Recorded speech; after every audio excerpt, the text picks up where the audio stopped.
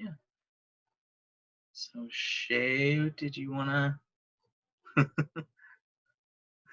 I can start and just introduce myself and say that my name is Marshall and I use he, him, his pronouns. And I am located here at home on the land of the Chichen family of the Lekwungen speaking people, which is also kind of on the fringes of the Quisepsum, Shainu, and Suk territories. And yeah, Shay.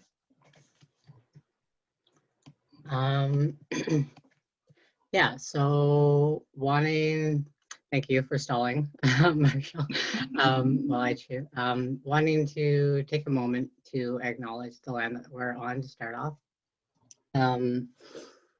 So my name is Shay. I'll be co-facilitating this today. My family is English and Irish and Scottish and Welsh, and my relationship to this land is that of a settler, and I'm still learning what exactly that means.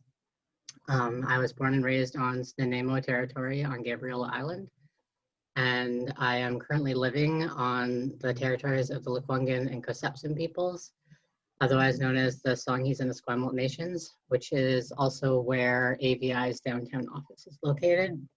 But our other locations and the work that we do expands across many different territories, including Wasanich, Suk, Sianu, Nanaimo, Sanaas, Comox, Waiwaike, and Waiwaikam.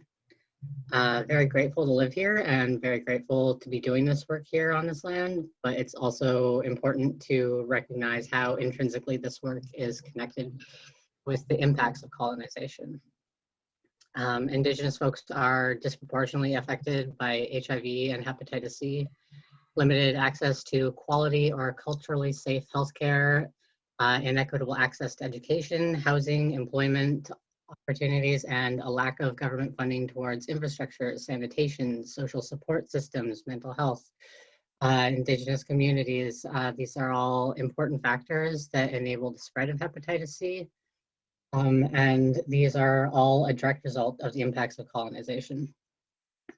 Expanding on that, the inequities and social determinants of health that have allowed these viruses to do such damage, such as poverty, homelessness, substance use, stigma around sexual health, these are all direct results of the power structures imposed by colonization. Deconstructing the way that we view these things and approaching them through a lens of harm reduction and community care are integral in beginning to decolonize our minds and our hearts and work towards healing.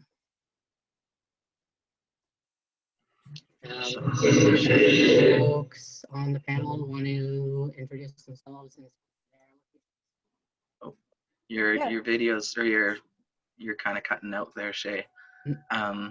Yeah, Taylor or Terry, do you want to introduce yourselves? Yeah, for sure. So my name's Taylor. My pronouns are they, them, and I'm currently located on the land of the Malahat Nation, kind of bordering on the land of the Cowichan tribes, which is also known as Mill Bay. So that's where I live. And I work at the AVI office downtown as the coordinator of the education team. That's on the territory of the Lekwungen speaking people, so Songhees and Esquimalt Nation.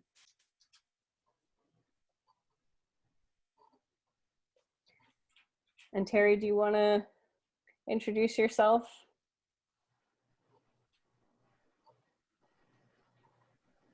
Hi, my name's Terry Marion.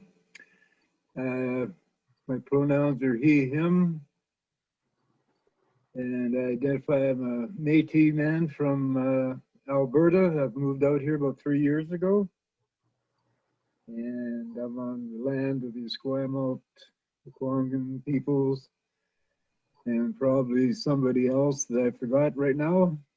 I'm happy to be out here and living, working. I might be an uninvited guest, but I sure appreciate the land here and the people.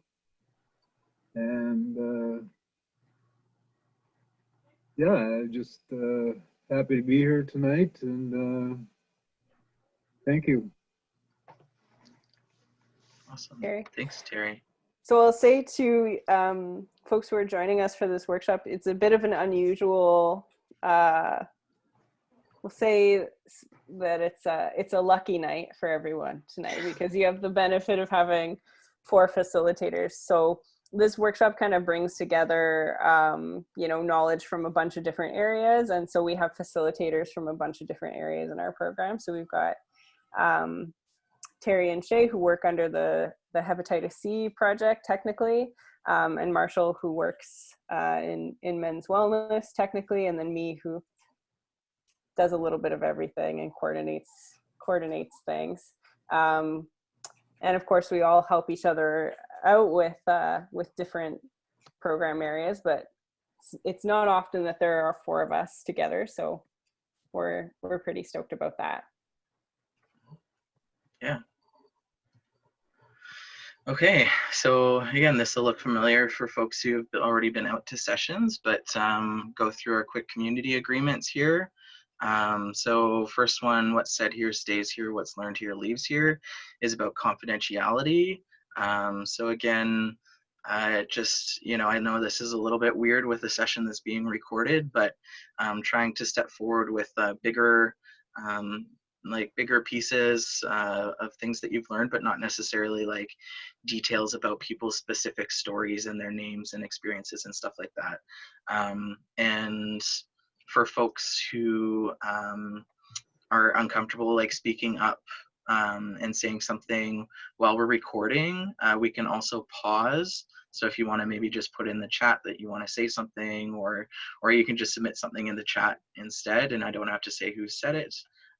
But yeah, we can pause the recording if you want to say something that you don't want on record. So just know that. Shay, do you want to do the next? Yeah, it's a bit easier to do online, of course, but one diva, one mic, on one person speaking at a time, and try and be mindful of that. And in that same vein, step forward and step backward. Be aware of the space and the time that you take up, and know when to maybe step back and let other folks have the floor. And also, don't be afraid to step up. If you have something that you want to say, don't be afraid to say it. Mm-hmm. Thanks. And then we've got the Don't Yuck My Yum. So we're going to be talking a lot about sex tonight and different sexual practices. And, not everybody likes the same things, and that's okay. So we just want to be mindful to not have an adverse reaction and, laugh or go ew about something that somebody might be really into. So just trying to be open that there's lots of different likes and experiences, and somebody else's might not be the same as yours. And then with that, that's kind of related to all of this, is the ouch and oops. So, we want to try not to cause harm, and we also want to try to assume positive intent. And so if somebody has said something that, that doesn't sit right with you, or that feels, triggering or offensive, you can just step forward with something like an ouch if that feels safe for you to do. And then the person who's said whatever that has been said is just to follow up with like a oops, a sorry, and let's move on and try not to repeat that in moving forward.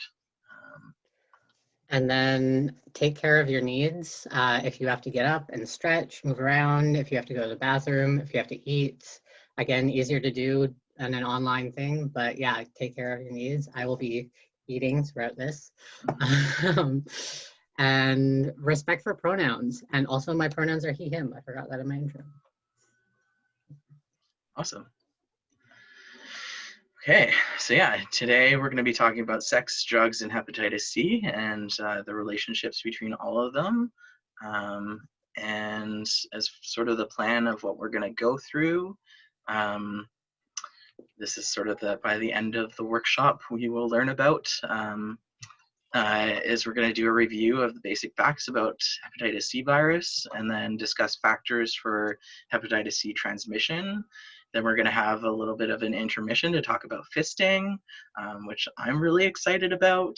And then we're going to take a bit of a break, and then talk about testing for hepatitis C and then treatment. And then hopefully we'll have a bit of time afterwards to have a couple of our lovely folks here share some stories of their lived experience with hepatitis C. So that's the plan.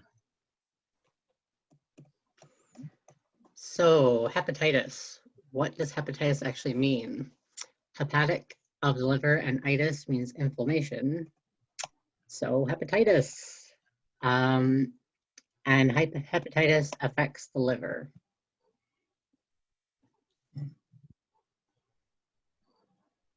Oh, my unmute wasn't working. So one of the things that we like to highlight is just some of the things that the liver does, and just a few kind of basic facts about the liver. So as you can see from our handy little picture here, your liver is located on your right-hand side, sort of tucked up underneath your ribs. An average one is about 3.5 pounds. And does anybody know what the liver does?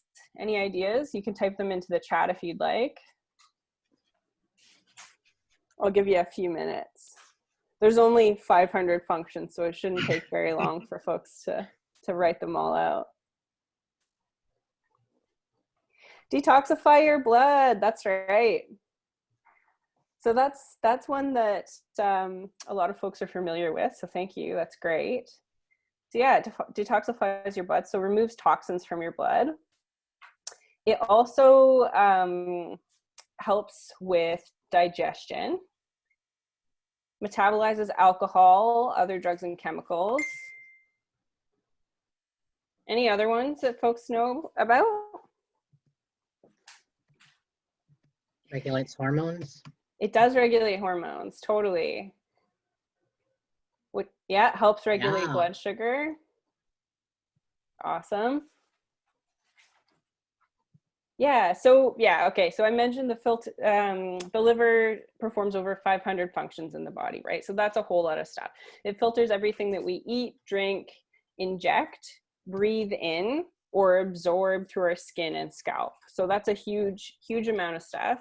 One of the things that's really cool about it is that it's capable of regenerating. So I don't know if folks have heard, about people who are in need of a liver transplant. Sometimes in a person who, meets the criteria and has a really healthy liver, sometimes people can donate a portion of their liver to someone who's in need of a liver transplant, and a whole new liver can grow for each person from that.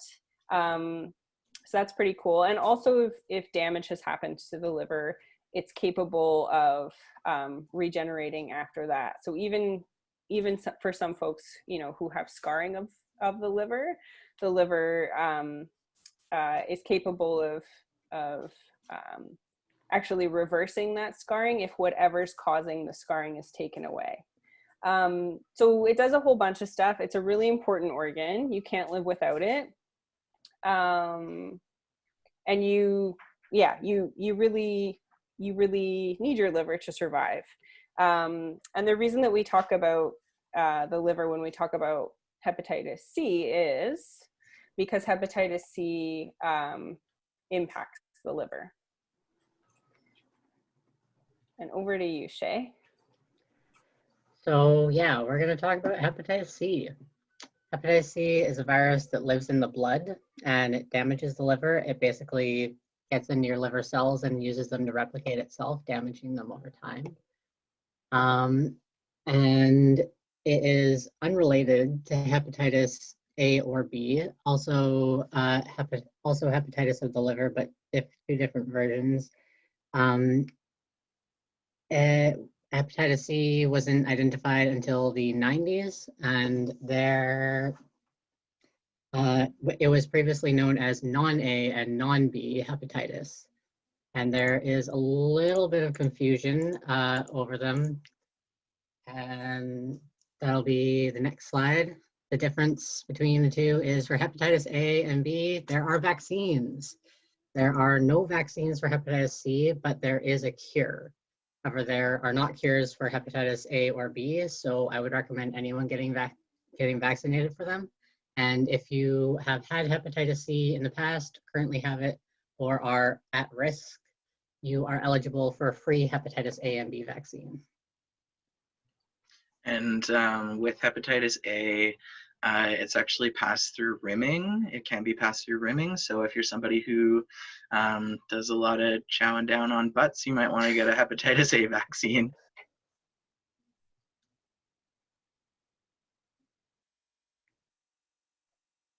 Awesome.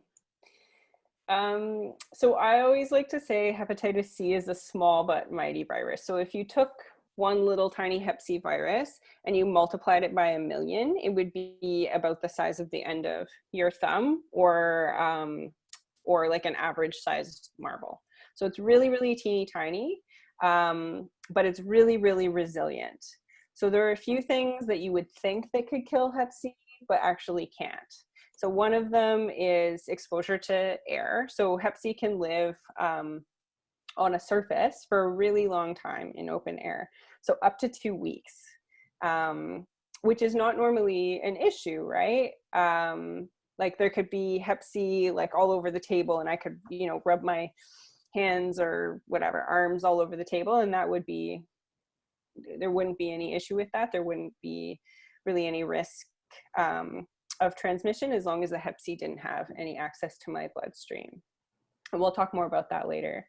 The other thing that can't kill hep C that you would think could kill it is bleach. So particularly when we're thinking about like injection equipment, you would think that, you know, if you bleached your injection equipment, or if you used rubbing alcohol perhaps to clean it out, that would be an effective way of killing hep C. However, it's not. Another thing that can't kill hep C reliably anyway is boiling. So again, with particularly with like cookers used for injection drug use, sometimes people will, you know, think like if they heat the cooker and boil whatever is in it, that will kill hep C, but it doesn't reliably. So you actually have to boil an item for quite a long period of time in order to effectively kill hep C, or use an autoclave. So steam heat pressure cooker, the thing that they use in tattooing and piercing salons and for medical equipment. Autoclaves reliably kill hep C. So does cleanser that's specifically formulated to kill hep C. So viricide cleansers, things like, sometimes they're called Virox or Percept, those things can kill hepatitis C.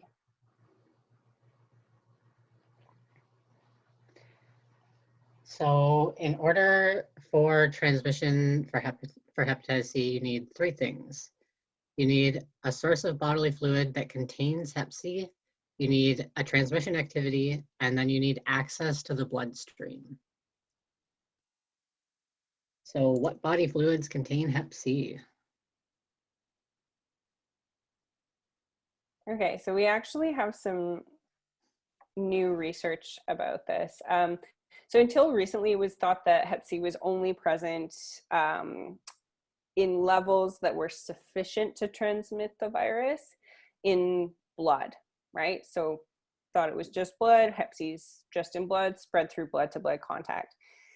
There's been new research in the last year and a half or so that has found hep C in levels high enough to transmit it in the semen and rectal fluid of some people who are co-infected with HIV, and in the rectal fluid and nasal fluid of some people with high levels of hepatitis C in their blood, which is also known as a high viral load. It has also been found in menstrual fluid, vaginal or front hole fluid, saliva, and breast or chest milk, which means there's a theoretical risk for transmission through these fluids. However, it's very low, and we don't have enough research to say for sure whether that can happen.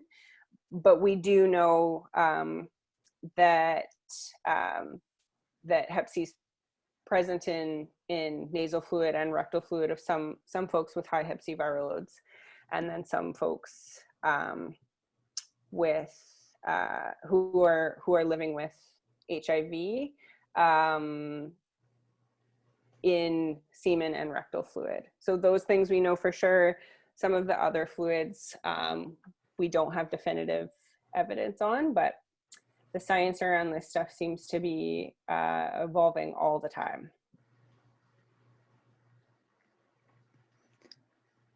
And then for the next aspect of the transmission equation, we need an activity. So what do you think the highest risk activities for transmission are going to be? I mean, the sizes of the bubbles gives it away a little bit, but so the biggest one, of course, is sharing injection equipment. Whether that's for drug use, hormones, steroid injection, and this, as Taylor was mentioning, this can be needles, but it can also be cookers, waters, filters, ties, alcohol swabs. It can be anything that has been used in the injection process. And there's actually a much greater risk for hepatitis C transmission this way, as opposed to things like HIV. Whereas HIV can't live outside the body very long, hepatitis C can live for several days on a dry surface and for several weeks in a wet environment. So even on something like a cooker, it can live for quite a long time. And then this also goes for tattoo equipment, piercing equipment. And again, this goes for everything involved in that process. Ink is a really big one. Sharing bottles of ink can be a high risk for transmission, because in that wet environment, hepatitis C just chills out in there and can last for weeks and weeks, spreading to each new person as you dip a new tattoo needle in it. So you need to use everything new every time. And most tattoo parlors, of course, tattoo shops will have things like an autoclave that will actually properly sterilize their equipment. But it's very good to keep in mind for stuff like stick and poke. I know a lot of folks in the queer community are big fans of DIY tattoos. And then the next one from that is going to be, I am missing notes. It's okay. So sexual transmission is slightly less of a risk than injection, but of course, as Taylor said, this is our understanding of this is evolving all the time. Anything that has a risk of tearing during sex is going to be a higher risk, of course, which is why anal sex is a big one, anal fisting, as we will speak more on later. And you know, like rough sex, if it's going for a really long time, lube is your friend. And then other lesser known ways of transmission are things like from mother or father or non-binary parent to child during childbirth. And then it can also be transmitted through like manicure, pedicure equipment, hygiene supplies, razor blades, scissors, things like that. And then there's a higher risk for co-infection for those that have HIV.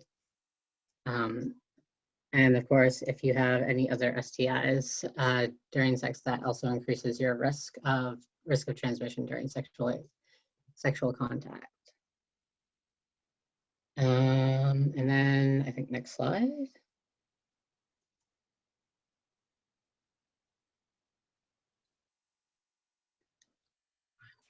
So this was going to be Terry. Terry, do you feel like speaking to this one, or do you want Taylor to?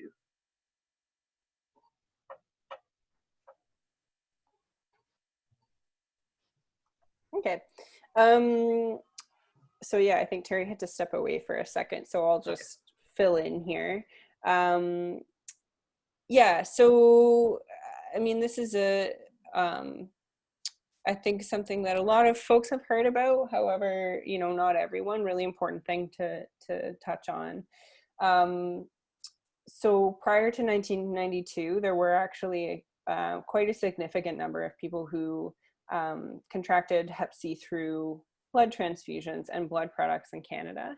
And this is something that we still see happening in other countries. So it's blood transfusions and blood products are no longer considered to be a risk for Hep C transmission now. However, it was a really major risk prior to 1992, which is when they developed the technology to test for hepatitis C in the blood supply.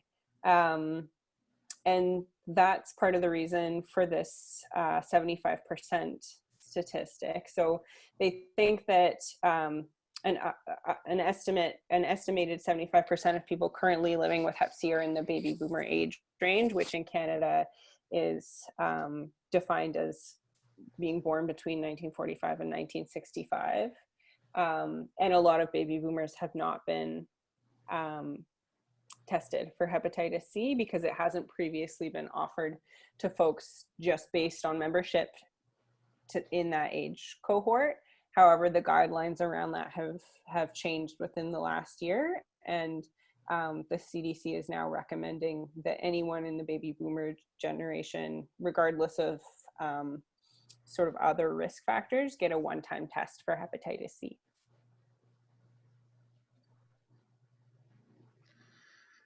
Okay, so Shay did a really great job in the introduction, the territory acknowledgement of listing the ways that colonization has had a deep impact on health outcomes of Indigenous folks, as well as that translates to other people of color, and so we just wanted to kind of look a little bit about what the research says as far as disproportional impacts on marginalized populations. And so we had a little bit of information from Hep C BC. The researchers believe that infections rates of hepatitis C are higher amongst Inuit and First Nations at rates between 1% to 18%, which is like a broad range. So we found a couple other sources though, but that's compared to 0.5% to 2% of other folks in Canada. So some of the other sources that we found showed that First Nations folks infected with HIV, or folks who have come in contact with HIV, were younger than folks who were not First Nations, and were 60% were female, and more often resided in urban centers for folks who had Indigenous folks who'd come in contact with hepatitis C, and then that the rates of new diagnoses were 2.5 times the rates of the rest of Canada. So that's another interesting figure. One resource that I found through BC CDC from 2000 showed that Hep C infection is about 7 times higher in Aboriginal populations. So there's kind of a span of what we really know, and clearly this is something that needs to be researched further. But we understand that through all the various methods and modes of colonization that Shay went over in the beginning come out to have some disproportionate impacts on Indigenous communities. As well, we looked at, we found some data out of the US for African American population, in that they estimated approximately 23% of those with Hep C in the US were African American, and that they were underrepresented in participation in clinical trials. So even though like alarmingly higher proportion had hepatitis C compared to the actual demographics, they weren't being enrolled in clinical trials, which is a systemic issue with access to healthcare for folks who aren't cis and white, and and so we tried to kind of look into information about trans folks, but there isn't honestly a lot of information, and trans folks are like, you know, historically and currently really left out of a lot of research, particularly when it comes to like sexual health and then, you know, other health in general. But one interesting snippet that I did find was that there are some drug interactions between oral estrogen hormones and hepatitis C treatments. So that's something to keep in mind for folks who are taking oral estrogen.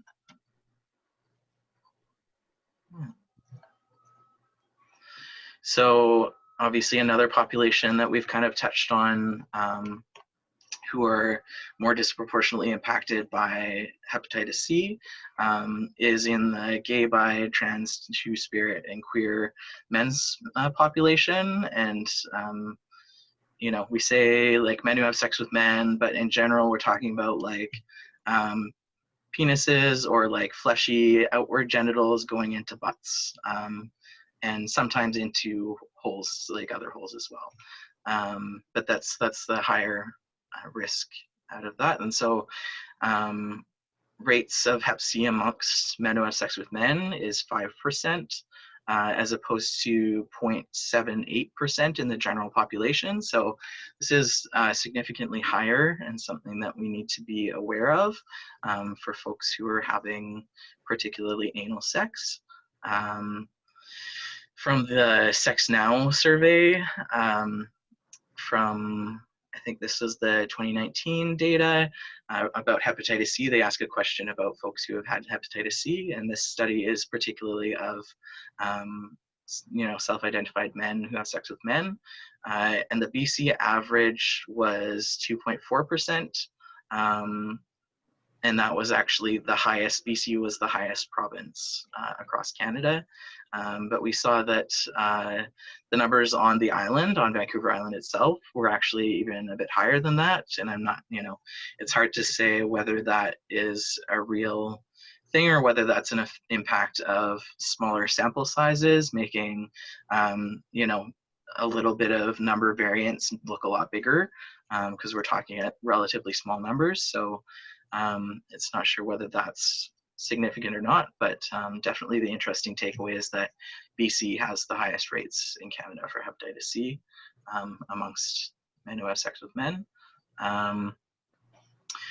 These elevated rates are concentrated amongst, as Taylor and Shay already talked about, people with HIV, and that's, you know, kind of a result of they're spread in similar ways, so, you know, through blood contact, as well as having folks who have compromised immune system as a result of HIV makes it more likely that they might acquire hepatitis C if they come in contact with it. And so one thing that researchers are kind of interested in too is the impacts of serosorting on how hepatitis C shows up amongst men who have sex with men who have HIV. So serosorting is the act of like choosing sexual partners based on their HIV status. And so typically, like not always, but in the past, and still sometimes, people choose like HIV positive people choose to have sex with other HIV positive people, and HIV negative people choose to have sex with other HIV negative people, even though you don't actually know whether you're negative unless you get tested. So get tested. But yeah, so with serosorting, there's kind of this compounded impact in that we don't really know whether that impacts the higher rates of hep C amongst HIV positive folks as well, because it's staying within a certain group of people.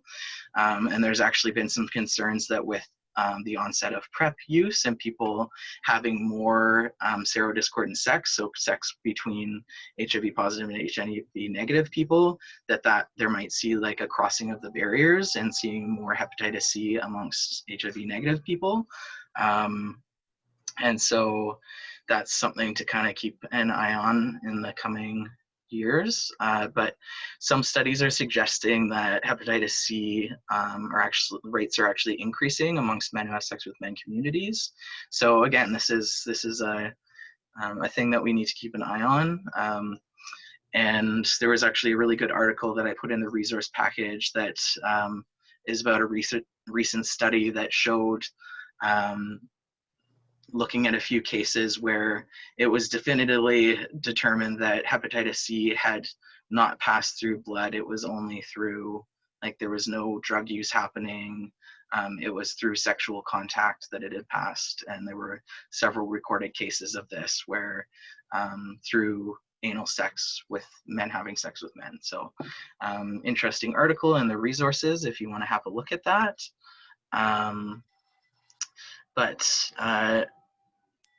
You know, as far as looking at risks of hepatitis C in sex, the presence of other STIs can increase your risk of hepatitis C, particularly if there's going to be open sores in or around the rectum or anus or the front hole. As far as things go, penis and vagina or front hole sex is considered lower risk than penis and anus sex. However, it's unknown what the impacts of, say, like front hole atrophy are on hepatitis C risk. And so for cis women who are postmenopausal or folks who are assigned female at birth who, menopausal or trans masculine folks who are on hormone replacement therapy, on testosterone, experience atrophy of the tissue in the vaginal lining or the front hole lining, which can make it more susceptible to tearing. And you know, in theory, it should increase the risk of things like hepatitis C. But again, there's not any research on that. So this is all theoretical. Most of the research, of the little research that's happened amongst hepatitis C transmission and men who have sex with men, has been with folks who are assigned male at birth. So there's just not a lot known about other folks outside of that. So looking at our graph, some sexual activities that might be considered high risk or higher risk are rough or extended condomless anal sex. So we're talking about, like, you know, long periods of time having rough sex that might cause tearing, fisting, and then particularly having unprotected anal sex after or in between fisting. So anything that might be causing, you know, tearing of a hole is opening up pathways for hepatitis C to pass through. Sharing of sex toys. So hepatitis C, we talked about, it can live for a long time outside the body. So even sharing a sex toy can, in theory, transmit hepatitis C. Things like group sex and using, just like shared pots of tattooing ink, using shared pots of lubricant can also be a risk factor for hepatitis C. And then sharing substances and substance use equipment during party and play sessions when you're having like drugs with sex is another pathway for hepatitis C related to sex. And then we thought to also include here needle play. So for folks who are into kinks, needle play is a kink, and it's involving, you know, putting needles in decorative patterns on people's bodies. And obviously, if you're going to be doing that, you want to be doing that with sterile needles, because if you're going to be sharing between people, that's also a risk for hepatitis C as well.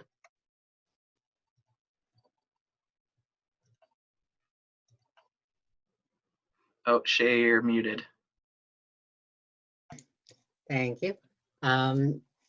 So on the note of party and play and drug equipment and whatnot, there'll be much better information and much more depth on this at our, is it the next one? Yeah, the next one, but next week, keep in mind that it's the holiday Monday, so we're skipping over next week. So it's actually in 2 weeks from now. 2 weeks from now, we will have some excellent folk be able to speak on party and play and give you much more detail. But for now, a few harm reduction strategies if folks want to brainstorm any for reducing risk of Hep C transmission and drug use. The big one, of course, is new supplies, but also wanting to, like, acknowledge that like pleasure is also a form of drug use, is an aspect of drug use, and not wanting to discount that. And what are some ways that harm reduction can actually increase pleasure? One that I really like is tubes for the end of your pipes.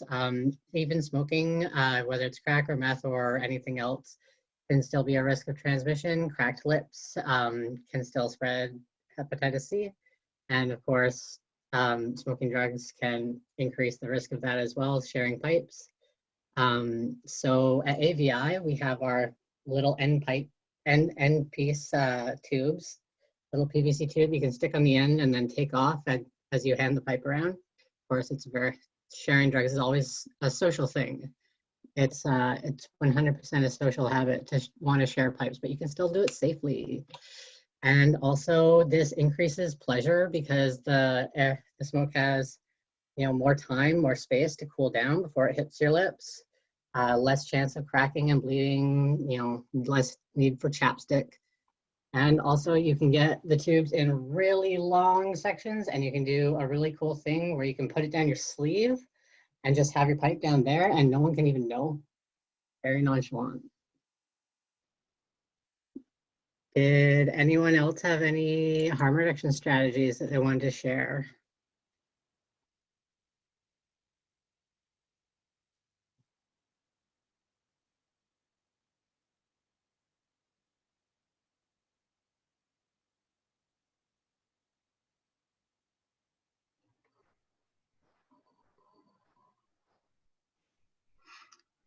I have a really good resource that we found. Bumps. Yeah, booty bumping, for sure. Yeah. There we go. For folks that don't know, booty bumping is when you put drugs up your butt. It's a great way to get high, and also very popular in the party and play community. So there's a really good resource in the chat on how to booty bump better. And yeah, Taylor said doing bumps instead of using a dollar bill.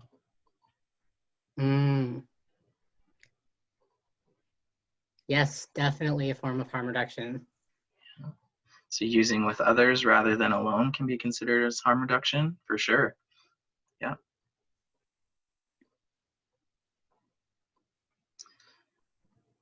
Knowing that hepatitis C can be found in nasal fluids as well, using fresh snorting equipment if you are going to use it. Rolled up Post-it note. Yeah. We also give out safer snorting kits at AVI as well. We do. Yeah. Fresh filters and cookers, because we know that hepatitis C lives for a long time outside the body, and even boiling doesn't always kill it.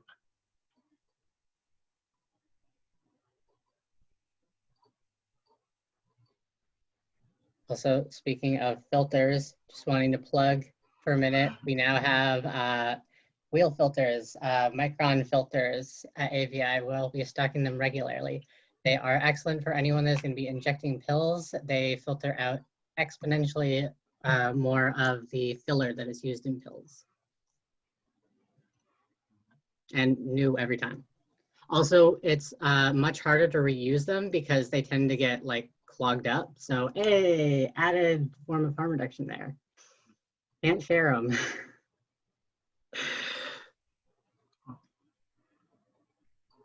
Is there anything else you wanted to touch on with this one, Shay? I think I'm gonna leave it to the folks at the next presentation. Cool. They'll have a lot more excellent info for you folks. Sounds good. So as far as harm reduction around butt stuff and receptive sex in general, I'm sure you can imagine all these things yourself, but can go through it anyway. So condoms, using internal or external condoms, and we're going to do a fun demonstration of that later, so stay tuned. But particularly in a group sex situation, where you're going to be kind of dipping the stick more than once, if you know what I'm saying, then using lubes that are compatible with the condom and using lots of it So for like latex-based condoms, you're going to want to use either water-based or silicone-based lube. Oil-based is going to degrade the latex and it'll not be as effective at high likelihood of breaking. And then as we talked about, using your own individual lube or individual lube packets, which we have at AVI. We also have condoms, internal and external, if you want them. You can have as much as you need. But yeah, using your own lube instead of using like a communal pot of lube. If you are going to be sharing sex toys, you can put condoms over top of sex toys and then change them out if you're going to be sharing them between different partners or between different holes. Like if you're going from, if you want to go from anal to front hole and somebody who has like a front hole or a vagina, you want to change the condom in between because you don't want to introduce bacteria from your butt up into the front. It's just asking for a bad infection. Some people do it and are okay with it. If they are, let them tell you that, but if not, don't do it. As far as fisting, you want to use gloves and as much as you can, and we're going to have a lot more tips about fisting in a minute, so stay tuned. But in general, just reducing anal trauma, so like anything that could cause hole tearing, and that's true of like front hole sex as well, is going slow, working your way up, using lots of lube, stop if you notice any bleeding, keep your nails short.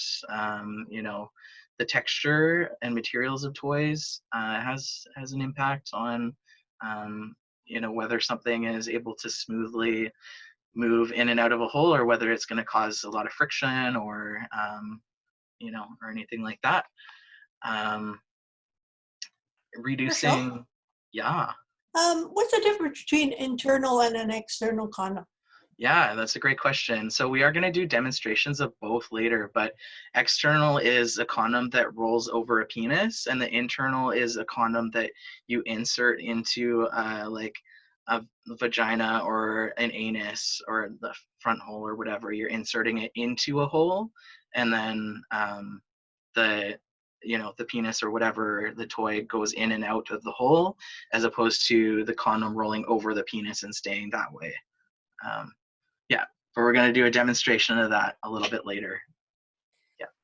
And just to, and the other thing is that the internal condoms are usually like polyethylene, so they're not latex. Mm-hmm.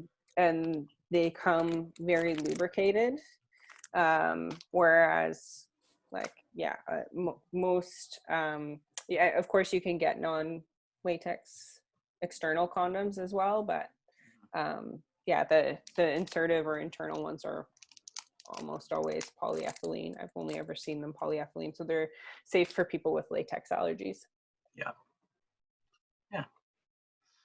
Great question. Yeah, so you also want to, we talked about like reducing trauma and tearing to holes that are being penetrated. So you want to also reduce the condomless sex that you have after an intense either fisting or toy or whatever stretching of a hole. You want to reduce the amount of condomless sex that you have after that, because you may have introduced some tears that could possibly have pathways for all sorts of goodies, but particularly hepatitis C. And then testing yourself regularly for other STIs, because as we talked about, STIs, particularly ones where you have irritation and open sores, can be a pathway for hepatitis C. And then just a note that PrEP doesn't protect against hepatitis C, but it does reduce your risk of HIV, which, as we talked about, can be a risk factor for hepatitis C. And then that there's a higher prevalence amongst people who use injection substances. So, yeah. Okay, are we ready to talk about fisting? Are you excited? I'm excited. Okay, so as you're getting prepared and getting ready to do fisting, there's a number of things that you might want to consider. So we talked a little bit about trimming your nails ahead of time and using your own clippers, which Shay already talked about using personal care items. Have you got clippers? Is that what you have? Nice. Yeah, so you want to make sure that you're nice and trimmed down and you don't have any like hangnails that could cause any tears. You want to make sure that you've treated or put band-aids over cracked cuticles or cuts or abrasions. And if you have cuts and open sores on your hands, either don't fist or wear a glove. And this might seem a little bit obvious, but maybe not to some people, is removing any jewelry that you're wearing. First of all, it can introduce cuts and abrasions and stuff. You also might lose something, and that's not fun either. If you have nail polish on, that you might want to consider taking it off or wearing gloves. Funny story, I have lost a peeling of nail polish inside of somebody before, and I was like extremely embarrassed, so gloves are a good idea. If you're planning on fisting multiple people at one time or switching between holes, you're going to want to switch gloves in between, as we already kind of talked about. So again, if you're going to go hole to hole and different people, you want to switch up gloves in between so you have fresh, sterile, clean surface. Well, not sterile, but reducing the potential contact with HIV or Hep C or anything like that. Then something that people might consider if we're talking about anal fisting is douching. So douching is kind of a thing that's up in the air. It's debated a lot within circles of folks who talk about sexual health. So douching kind of removes the like mucosal lining inside the rectum, and it can actually like increase more friction and cause more potential tearing. So you want to be really careful if you are going to douche to use lots of lubrication, and again, go slow, and maybe leave a bit of time, after douching to like let your body kind of recuperate before you go to town. You can also, like a lot of people I know, deal with the problem of like having a clean or as clean as possible rectum, of timing their bowel movements, and like between when they eat and having a high fiber diet that can help kind of like get rid of the excess kind of clingy bits of poop that might be left back and behind the rectum, if you're going to be starting to put big toys and fists and stuff in. Shay, you kind of looked like you were going to say something. I was going to say to give a bit of time between douching and play. I've heard generally about like an hour, give or take. Yeah. And then this stuff can get messy, obviously, as you can imagine. You're using lots of lube. Who knows if everybody, if the douching has been as effective as it could be. Some people squirt when they're getting really excited, and so like it can be messy, and you want to be prepared for that. So some people put down like tarps or shower curtains. You can put down like towels, or even like those puppy training pee pads are really great too. Put it down under the person's butt and have like lots of extra towels and stuff on hand off to the side that you can use to like wipe off your hands as you're going throughout, if you need to like touch anything else, or whatever. So towels on hand is a really good idea. And then on that note, just having everything nearby within reach that you might possibly need throughout the fisting experience. And so things like lube, and lots of lube, and gloves, and condoms, a water bottle if you might get thirsty, because like who doesn't get thirsty, and have everything within reach that you might need.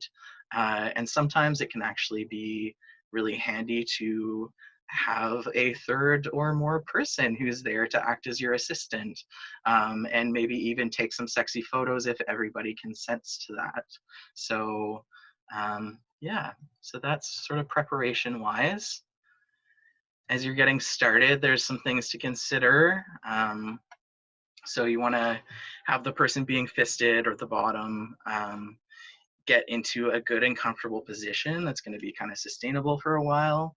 That might be like on your hands and knees with your knees apart and your butt up in the air. Keep in mind, like, you have to be able to actually get a fist in there. So you probably needs to have a bit of spreading and a bit of like access going on. Um, some people do on their backs, kind of with their knees pulled up and apart. Some folks use sex swings. There's lots of different fun ways that you can get into comfy positions that are going to work for fisting. Another thing is you want to keep the bottom or the person being fisted, keep them breathing and relaxed. So a well-timed deep breath can do wonders for fisting. So if you're ever like at a point where you know, you're not able to really go very far and you're, you've gotten to a certain point and it seems like you've maybe hit the maximum. And again, you don't want to push it, and we'll talk a bit more about that. Like, definitely don't force it. You want to go really slow. But if you have somebody take a deep breath and kind of hold it and then release, as they're releasing, their muscles kind of open up a little bit and you might be able to get a little bit further. So breathing, deep breaths, staying calm and relaxed is really important. Foreplay is also awesome and also helps with muscle relaxation. So doing a bit of foreplay ahead of time to kind of get everybody excited and all the juices flowing, and starting slow with like maybe toys or fingers first to kind of start relaxing those pelvic floor muscles or the sphincter muscles is really good. As I mentioned, go slow and like go even slower than you think you need to go, and don't ever push it past, like you'll feel when you're getting to a point when you can't go any further, and you just don't push that. You want to work your way up, maybe starting with like a finger or two at a time, and you could use toys to kind of slowly open and relax the sphincter or the hole. And go slow as you introduce more fingers or bigger toys, up until the point where you've got your 5 fingers, and they call it the gooseneck, which is why I've got this side-eye goose over here. So when you've got your 5 fingers, you're going to kind of crane your way in, and like obviously the biggest point is over your knuckles kind of thing. So once you get past that point, kind of just like slides right in. But it's getting past that point that's tricky. And so you want to, again, go slow, use lots of lube, like continue applying lube throughout, and take your time until the point that you actually can start to get the widest part of your fist through. And then just be realistic about the size of your hands, and that some hands fit easier than others and some holes fit bigger things than others. And that's okay too. Yeah, Shay's saying, like my harm reduction tip last week, start low and go slow. Works for sex as well as drugs. Very true. Thank you, Shay. So some tips and tricks for throughout the fisting endeavor is that practice makes perfect. So it might not be perfect the first time. It might not go super successful, and like err on the side of caution. Like honestly, don't force it. Like if you're not sure, don't do it. And practice. You get a sense for it after a while and what it feels like and whether you've got room to go or not. And communicate with with the bottom throughout and make sure that it's still feeling good for them. It can sometimes help to kind of work your way up a little bit and then pull back and let them kind of relax a little bit more, and then work up again and pull back. It kind of is like the 2 step forwards, 1 step back. It can help to kind of slowly stretch and then relax and stretch and relax, and you might get a little bit better of a stretch every time. It's like when you're doing yoga, if you do yoga or any stretching or anything like that, you know, like you might be able to go so far the first time you bend over, and then you stand back up again and maybe stretch back and then go back down and give yourself a deep breath, and you might be able to go a little bit deeper, and that's how it goes. Remember that prostates and G-spots exist, and so that's something that you can be stimulating, and that'll also help with like muscle relaxation and stuff over time. Shay says butt yoga. Yes, butt yoga. But yeah, so stimulating the prostate or the G-spot. And so for folks who aren't familiar, those are prostate is inside the rectum and the G-spot is inside the vagina or the front hole. And they're on kind of like the side of your belly button facing forward a couple inches in and kind of upwards on the inner wall. And it feels kind of like a little fleshy like walnut. They might be different sizes. Some people don't like their bits stimulated like that, and some people do, so maybe communicate with the, you know, the receiving partner beforehand. But a lot of people do really enjoy that, and so as your hands up in there, you can you know, get creative with the ways that you're stimulating those spots, either like, you know, kind of running your fingers over or swirling around the outside, or even just directly poking at it. There's lots of different ways that you can stimulate that and bring more pleasure to the bottom, because that's what it's about. It's about, you know, pleasure for everyone involved. It's supposed to feel good.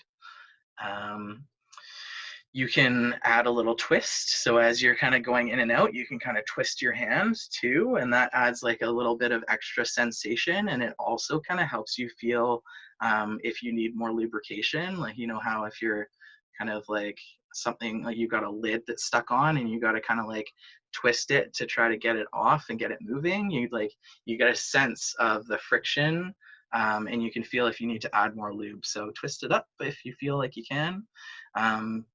You've probably heard me say several times, adding more lube, adding more lube, adding more lube. Lube is up on the screen there several times because it's very important. You want to use a lot of lube and it gets messy, as I mentioned. So again, you want to stick with a silicone or water-based lube if you're using gloves or if you're going to intend to use condoms afterwards.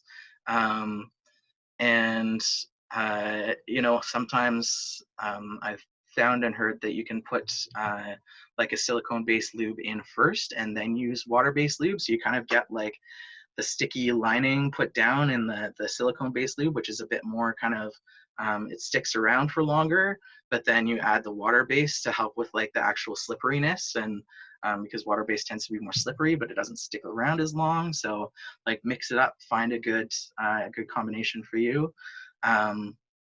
There's a lube that if you're going to do a lot of fisting, it's called J-Lube, and it's actually like you can buy it as a powder and you mix it with water, and it's usually intended for doing like pregnancy checks on like cattle, and it's like you can buy it super cheap, and it's really effective for fisting because that's really what it's designed for, just for cows, but it works for humans too. And it's a lot cheaper than like using you know, huge amounts of lube, because that gets expensive. And if you get the little packets that you can get from ABI, you'd have to use a lot of those for a successful fisting adventure. What do we have in the chat? Where do I buy this? I'm sure you can buy it online. If you search J-Lube, you can order it online. Yeah. So another thing to kind of increase pleasure is that once you're inside, you can kind of like expand or pulse your fist. So like you don't just have to go like straight in, out, like punch in the box. Like you can like do things with your hand as you're going. You can kind of like open up or, you know, kind of pulse your hand a little bit, and that adds like an extra sensation to it. And again, that helps with keeping the muscles open and relaxed, and it helps with pleasure for the person who's being fisted. You want to communicate throughout with the person who's being fisted, or people, who knows. You've got two hands. So communicate about what feels good, intensity, the pace that you're going, whether like deep repetitive plunging is good or whether they just want to kind of be held in place. And like, you know, some people prefer to just the feeling of being full as opposed to actually being like in and out, like plunged on. And so communicate all throughout. It's okay to take breaks and to regroup and come back around. You can take a break to cuddle or go to the bathroom or do other sexy things. Be aware that as somebody gets close to orgasm, their muscles tighten and sometimes quite a lot. And so this can really clamp down on your fists. You know, be aware that it's not, you know, I don't think it's going to hurt you. It just feels really intense. So it's a good thing to be aware of. Be really impressive if somebody could break your hand with their you know, rectum or front hole. I don't think it's possible, but you know, just don't panic if that happens. Like if they clamp down, right? That it happens. Your muscles tighten as you're getting closer to orgasm. It can also be really intense to remove a fist after somebody has orgasmed. So communicate ahead of time as far as what the bottom wants done, whether they want to orgasm with the fist in or not. And respect their decision about that. And then I already talked about this, but some people squirt, and so fisting can be messy, and be prepared. And then another thing to keep in mind too, that's like awkward to talk about, but like it happens, so let's talk about it, is that if you're moving a fist in and out, there's opportunities for air to get in, and that air has to go somewhere. And so sometimes it comes back out in the form of farts, and farts happen, and that is okay. And just be prepared that that could happen, and try not to be too embarrassed about a perfectly normal bodily function. So just a couple last little warnings about fisting that are kind of the, like, if you didn't listen to anything I've already said, this is what you need to know. Don't force it. Some people just can't take a fist, or they might need to work up over multiple sessions and, you know, stretch out. It's, you know, it's like stretching any muscle or working up any muscle. It might take time. And be aware of hole limitations, particularly in folks who might have atrophy going on in their front hole. And yeah, so maybe communicate a little bit with your partner ahead of time about what their experiences might have been with larger object insertion before. Don't go from hole to hole, as I talked about. Switch gloves. And then stop if you see dark blood. You might see a little bit of pink, and that can happen, and that's okay, but proceed with caution. But if you are seeing pink, that means that there's some micro tearing, and there is some pathway for you know, Hep C to get through. And so just being aware of that. If you're seeing any kind of blood, even if it's just a little bit of pink, don't have any you know, condomless sex afterwards. And then if you're gonna double fist, keep going really slow, and you can kind of start with your praying hands. Like it again, you continue working up. You know, you can't go from that or that to like that. It just doesn't work. You want to start again with your hands together and dive in. And then just being aware that you know, the bottom might be feeling it for a while afterwards, and you know, you can be kind of sore, like with any workout. And so if the pain persists or gets worse over the next couple days, or if there's any ongoing heavy bleeding, you might want to seek help from like a doctor or a nurse or something. Some things that you can do to alleviate some of that you know, soreness afterwards, if it's not like really serious, but it still is kind of bothering you, is you can insert vitamin E capsules up into your holes, or like capsules or suppositories, or even just use a vitamin E cream is really good for like rejuvenating torn tissues, and it works in your holes as well. And you can also take like ibuprofen or Tylenol or whatever if it's really quite tender and sore. But yeah, that is fisting. Are there any questions? I think after this, we're going to take a bit of a break. Any questions so far? I think we've had some questions come up as we go. No? Okay. Do we want to take like a 5-minute break? Does that sound good? So come back. Thanks, Yeah, Marshall. 5 minutes. Yeah. So for this next section of the workshop, we're just going to talk a little bit about some of the different barrier methods that you can use. So, I mean, condoms are one of the ones that folks, I think, know about most commonly, but we're going to do a little demo of the internal condoms, or insertive condoms, as they're sometimes called, as well as the external condoms. And we're going to talk a little bit about dental dams. We're not going to talk about gloves because most people are familiar with how to put on a glove. It's fairly self-evident and something that we get education on. Even just putting on a glove for going outside in the snow is pretty much the same as putting on a glove for fisting or whatever else you're using it for, so we won't go over those. But Although yeah, taking it off, there is the trick where you can kind of hook a finger underneath it and pull it and roll it up so that the outside part goes into the inside and you don't have to touch the parts that have been touching somebody else's inside bits. true enough. Yeah. Sorry if I'm late. No, it's all good. We're just talking condoms. Talking Hey. about gloves. Okay, so first, if you want to go to the next slide, Marshall, we'll just talk a little bit about dental dams, and I'll show you, and then we'll do insertive condoms and dental dams. So this is what the dental dams look like when you get them from AVI or from a sex shop. Those are pretty much the only places that I know to get dental dams. They're not as commonly available. And it's basically just a sheet of latex. So this is what they look like. Ta-da! So just a sheet of latex. And you can see it's quite thin. This one is mint flavored, which means that it's mint scented. It does not taste like mint, I assure you.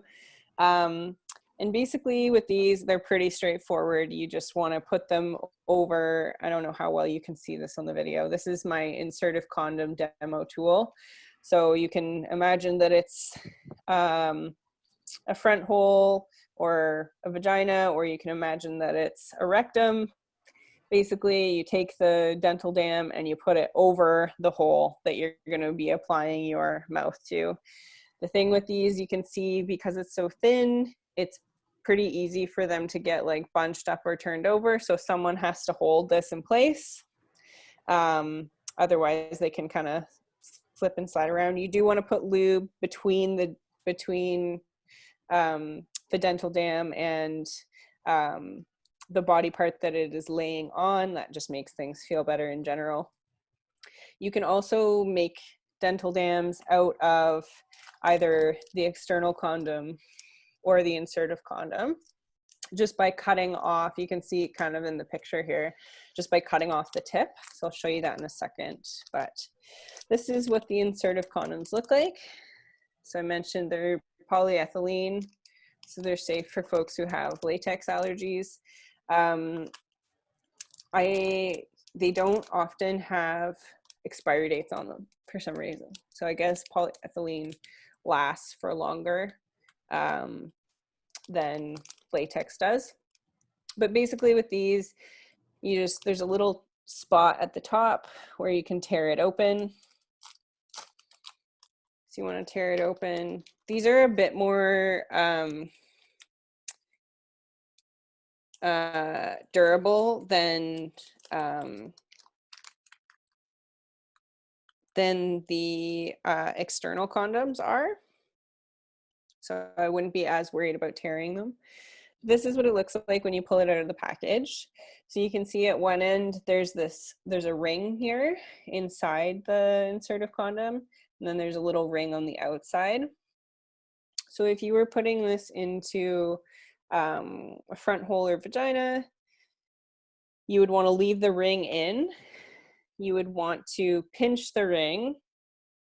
So you can see there, I'm just kind of squeezing it to make it like to elongate the ring. And then you would want to insert it and push it all the way in. So I'll move my hands so you can see what I'm doing. So push it all the way in. And there's a spot, you can see with me doing this too, that this is going to be a job for the person who is the owner of this body part. Like, it's not really very easy for someone else to do. But you want to push it all the way in. And the idea is that this ring is going to sit like flush against the end of like the cervix, basically, or the end of that vagina or front hole. If you don't have a cervix, if there's not a cervix involved, I would not have that internal ring in, because you really don't want that to get into the way, or you don't want it to get caught on anything, if that makes sense. So method number 2, so if it's basically any hole without a cervix, you want to take this ring out, this plastic ring out. That thing doubles as a cock ring, by the way. I was just gonna say, I've heard of people using them as cock rings. Yeah, they'd be a very inexpensive cock ring, a free cock ring, if you're getting your supplies from a funded, like a site like ours. But anyways, so then it's just the insertive condom itself. So you're not going to be able to really direct this without that ring in there. So you have to put it over something. So you just kind of pull it over like so, and you can see it's like fairly large. So if whatever you're using is large, these can be a really good option for that. So you would just put it over, and then you would then insert that in whatever hole. And with this, you just want to make sure that, like, you want to really make sure that whatever you're putting into it is actually in it, so not to the side, because it can get this part needs to stay outside the body. It can get kind of pushed over to one side, and you can end up sort of next to it instead of inside that, and that's not what you want. You want it to be directly inside. Yeah. Any questions about that?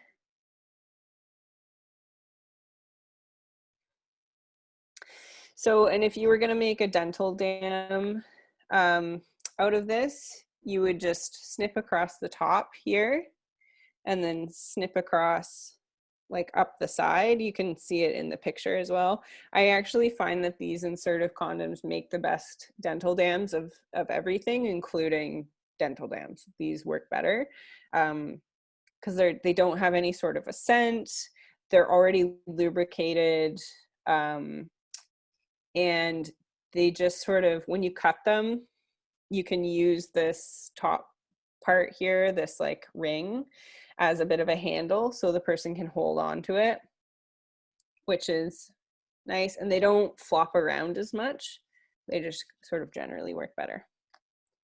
Now I have nicely moisturized hands for our next demonstration. But any questions about that, about the insertive condoms, or?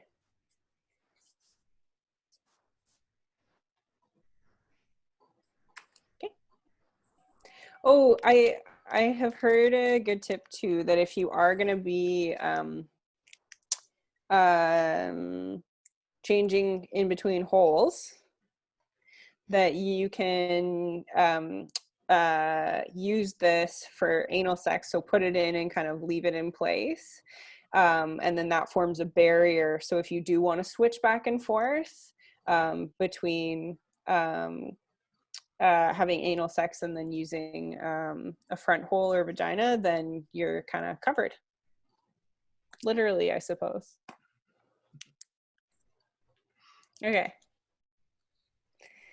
So then, and in terms of external condoms, just a few tips. It's really important to find an external condom with the right fit and feel. So there are different brands out there. Some people have different preferences in terms of the brand.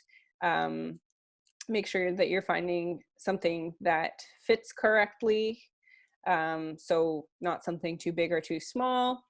You want to make sure that you're storing your condoms at room temperature and regularly replacing condoms if you're keeping them in anything that's going to create friction. So anything like a purse or a wallet or a pocket is really not an ideal storage location for a condom.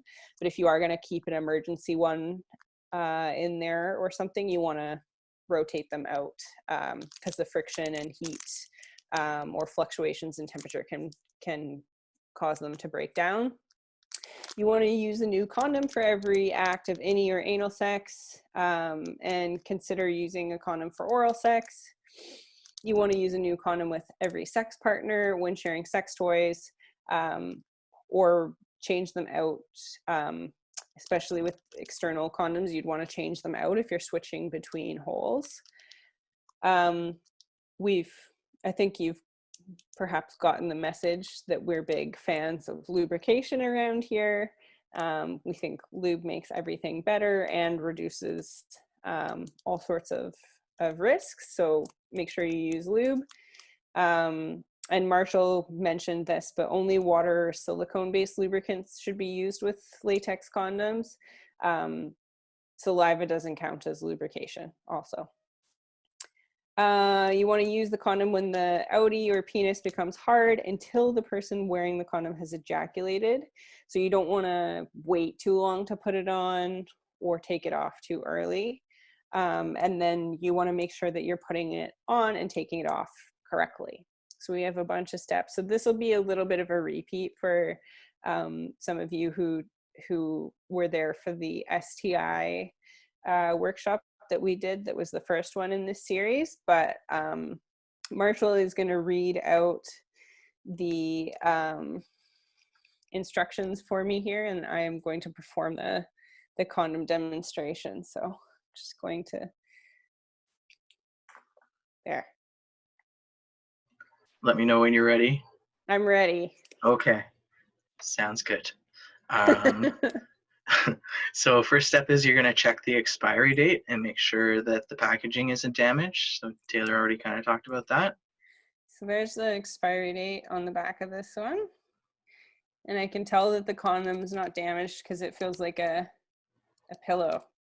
Look how shiny my nails are from that lube. Another benefit. It's like I've got nail polish on. Wow. Yeah, fancy. Anyway. They should use those for manicures. Definitely. Condom fingers. Yeah. So carefully open the package so the condom doesn't tear. Okay, so I can feel the condom in here, and I'm just going to move it over to the side and then try to open it with my very lubey fingers. Okay. And then ensure the condom is put on the right way around. If the outie or penis is uncircumcised, pull back the foreskin or hood.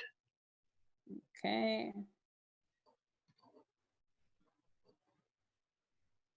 Okay, so I can see that it's going to roll. I can see the direction that it's going to roll. So that's how I know this is kind of turned. Okay.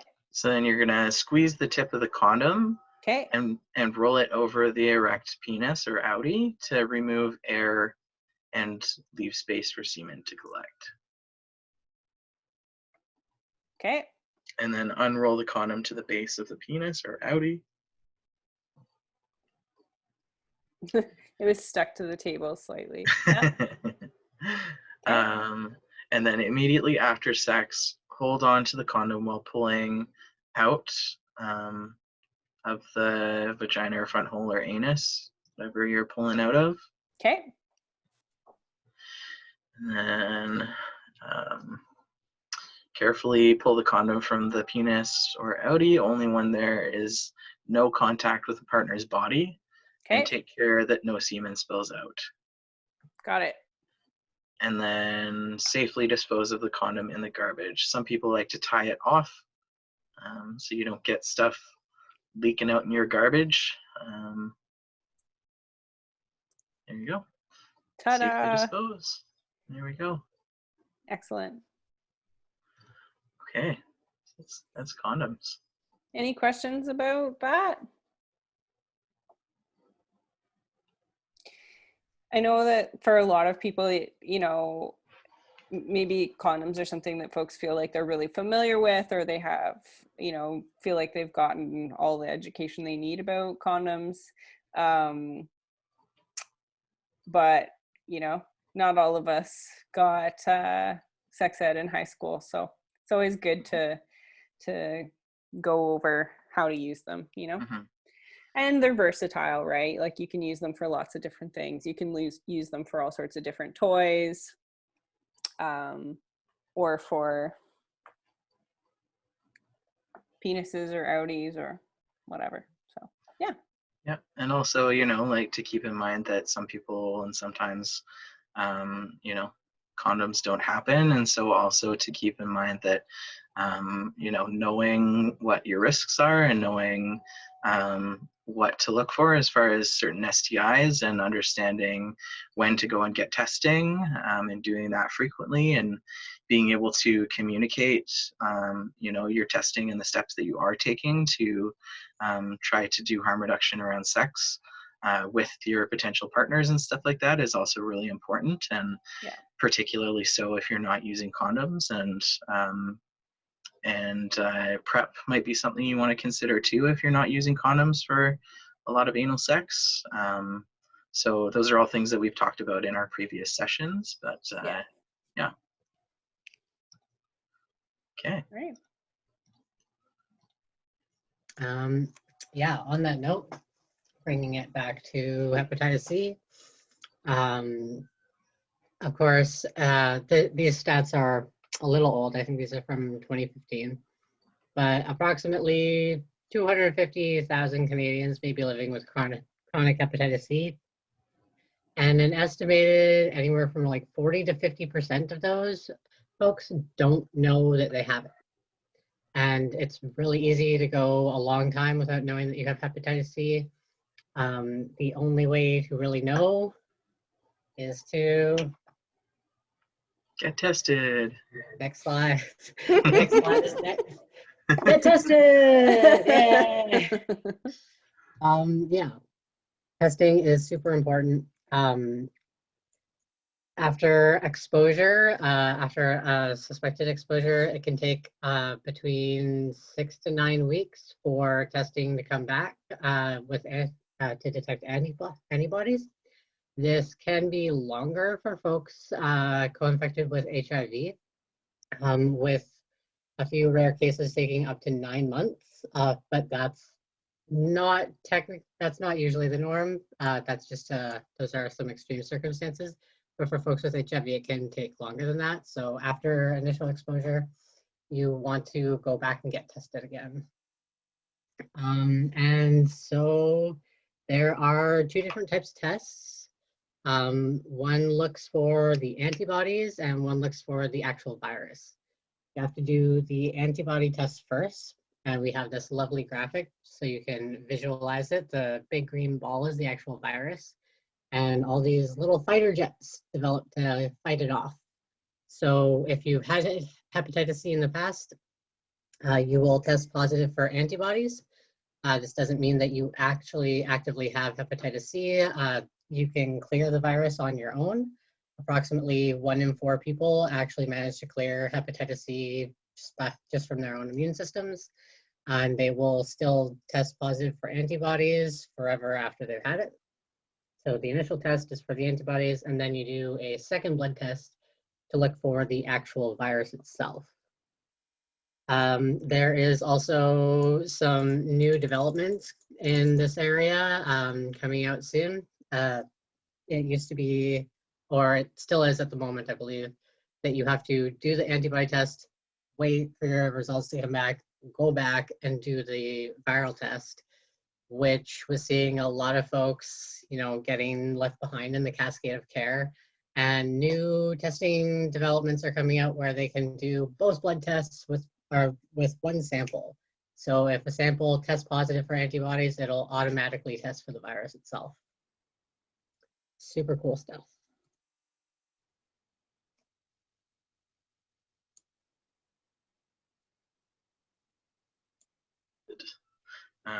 Yeah, so as far as where to get tested, there's a great website called checkyourself.today. That's in the resources package that we're going to share afterwards, but it shows all the different places that you can get access to testing and PrEP and PEP and condoms and all sorts of different things around your sexual health. So that'll show you your closest sexual health related testing clinics, which will all do Hep C testing. You can also just see a doctor, any doctor for a test requisition, walk-in clinic. You can see the street nurses, whatever. And as far as I've got a little list for the current testing options based out of Victoria and area, and that's Island Sexual Health, the SCI unit, the West Shore AVI clinic, the Kool-Aid clinic, and then there's also Get Checked Online. It is another platform for testing where you just enter if you live in one of the cities that they have participating Life Labs locations, which right now on the island is unfortunately just in Victoria, Langford, and Duncan. But you can fill out a survey of your sexual practices recently, and then it generates a test requisition that you can print off and take into one of the participating Life Labs locations. So it kind of comes a little bit lower barrier for folks seeking testing who might be kind of awkward about talking about the kinds of sex that they're having directly with a care provider, and also talking about substance use. So there's that.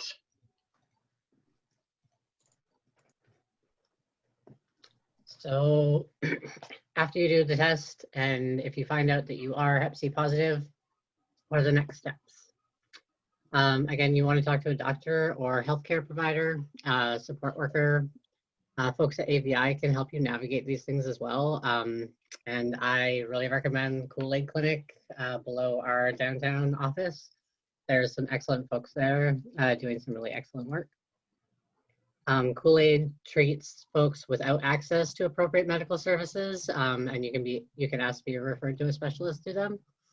And then Curo Clinic also offers treatment and is involved with research and clinical trials.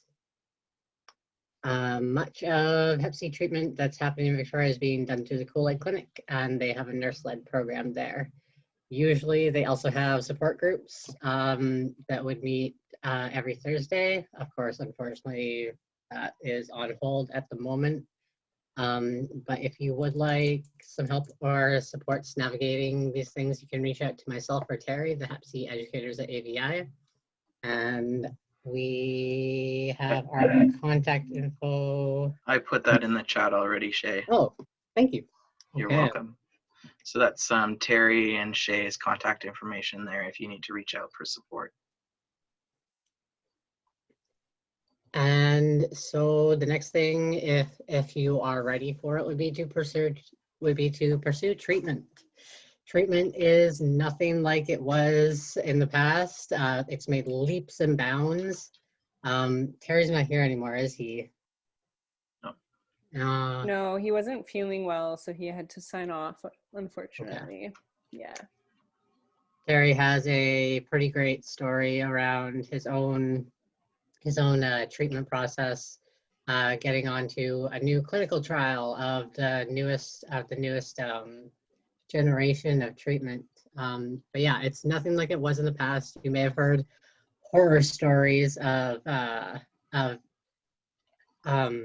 horror stories of, oh my God, wow, my memory helped me. Interferon.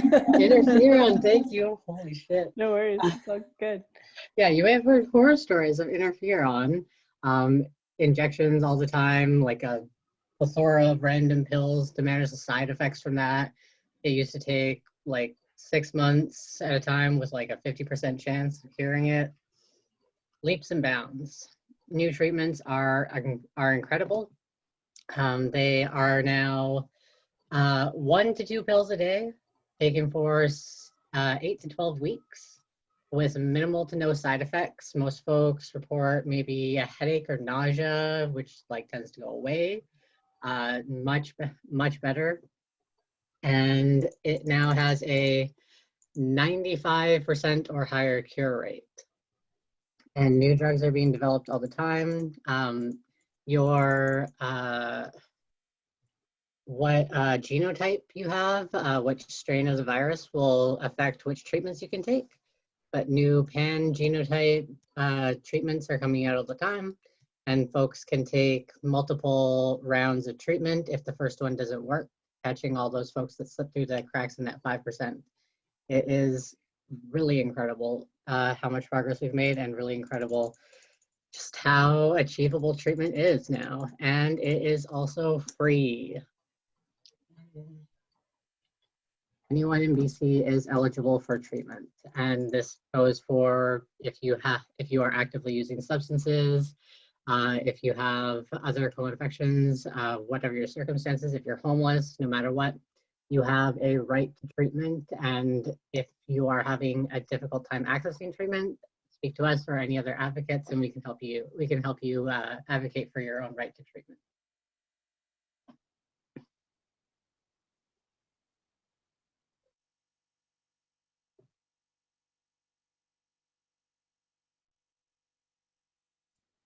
Exactly what I just said.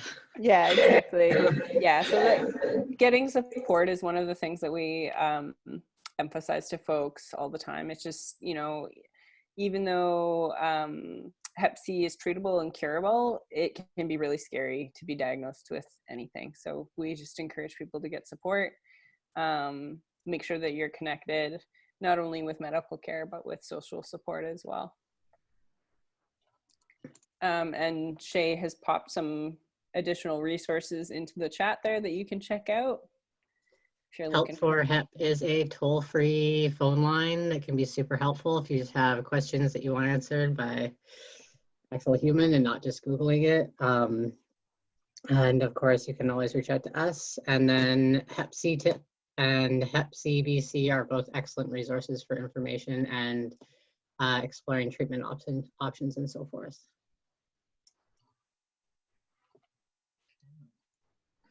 Are there any questions about any of that so far? We're almost done.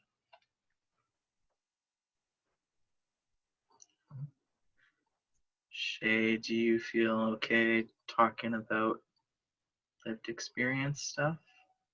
I mean, I can chat about it. My experience isn't as interesting. Yeah, I mean, we've got 5 minutes, so yeah. You know. Yeah. Terry has the excellent story of getting on clinical trials when they were just coming out with these treatments. His brother did the older treatment and went through it twice, I believe, and didn't get cured either time, and wound up doing the new clinical trials of the new treatment after going through the interferon twice, doing a year's worth of treatment. And it has some really brutal health effects on your body. Terry did the new treatment and it was a breeze for him. He's really grateful for that. I was diagnosed a few years ago now, I think when I was like 19, something like that. So like maybe like 5 years ago. That would track because it was just when these clinical trials were like happening, the new treatments were being developed. And basically, they still were very, like restricted access who could actually get them.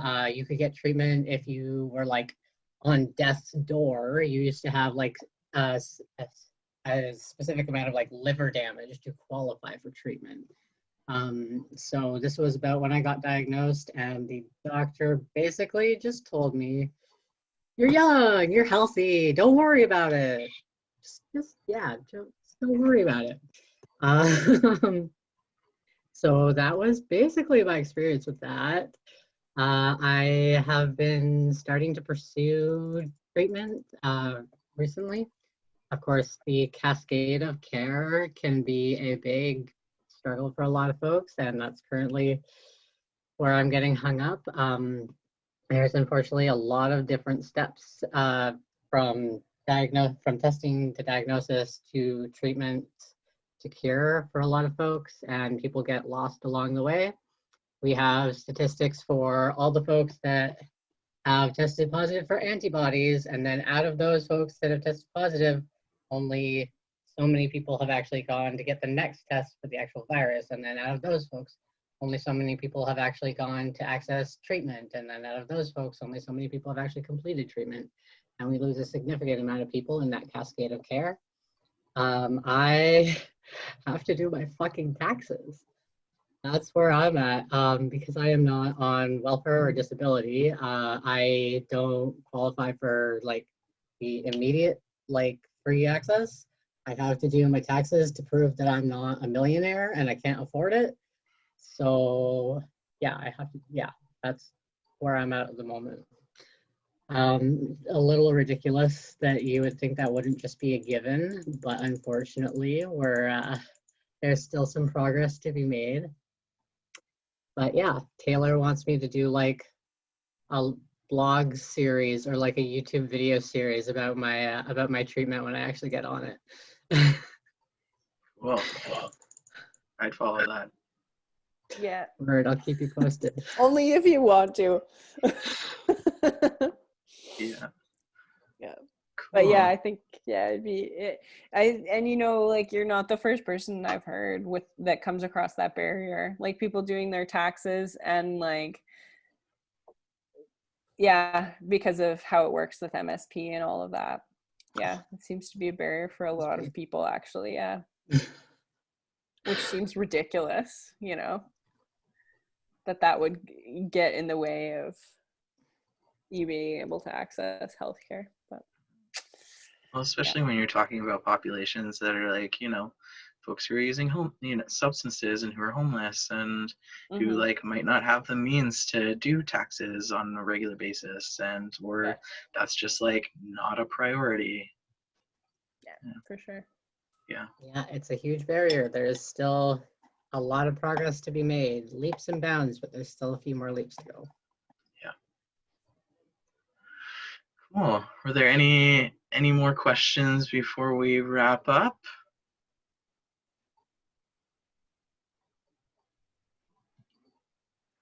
Okay. I'm going to, in the chat, post again the evaluation survey link. So please do fill that out. That helps us with our funding.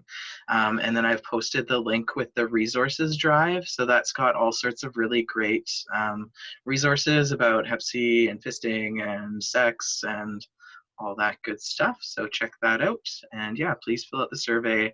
Thank you so much for coming out, and thank you for Shay and Taylor for being here and helping out and sharing your pieces of this work. And yeah, thanks to Terry, even though he couldn't stay. I hope he's feeling all right. But yeah, We'll check on him. Yeah.